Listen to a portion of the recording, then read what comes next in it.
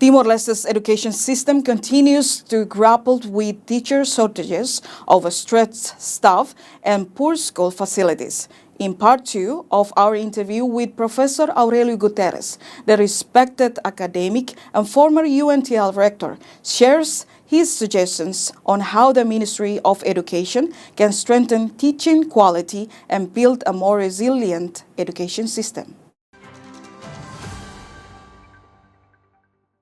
So, Doctor, now we're going to talk about teacher shortage in Timor-Leste.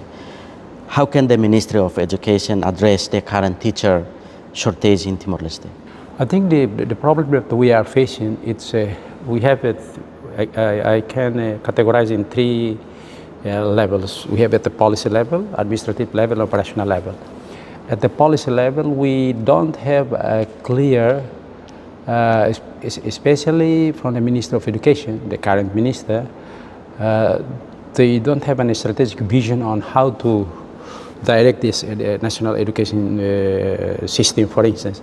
If we refer to the population nowadays, almost 30 to 40% of our population they are students. I think it's quite big number. And then if we see the budget allocation also is still very limited compared to the Asian region, very, very small. And then comes to the same thing comes to the teachers' capacity, human resource.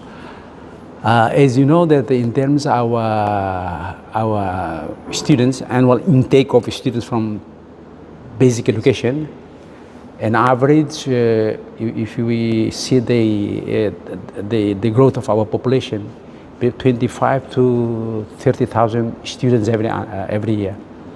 And then, in terms of planning, these are supposed to the teachers' training also has to be aligned with the intake of the students, and then plus the facilities, not only school classrooms, but you talk about quality. If you want to have an output with a good quality or higher quality, so you have to invest in the facilities, classrooms, libraries, teachers training. Continuous training is very important. How does a lack of teachers affect students' learning? Definitely, if we have, say, the ideal number is one teacher equivalent to 15 to 25 students. I think that's ideal. In the region, I think only us, for instance, in our case, one teacher may be equivalent to 50, 60, 70 students, sometimes. So if you have in a class a number of, that's based on studies, in a class, if you have the number of students above 30, 35 per class, it does not function well in terms of learning process. It's not. So, Doctor, we talk about the preparation for teachers. So here in Timor-Leste, we called Infordepe. So what did you view of this process? Our teachers, they are prepared at the Faculty of Education of the institution. In this case, for instance, UNTL started the preparation of education. So the Faculty of Education, they prepared the teachers there when they graduate from university. They have a certificate, diploma in the Faculty of Education, but also they have a certificate, they call it Act 4 to teach.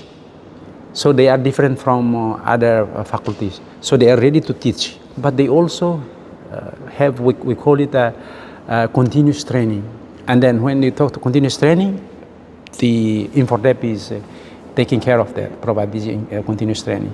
The question right now is that in our case, as you all know, that our teachers are very, I can say very, I don't say that very bad pay, but they have a very, very small salaries compared to in other countries. Teachers are very well paid, so it's total. So become a teacher here is not a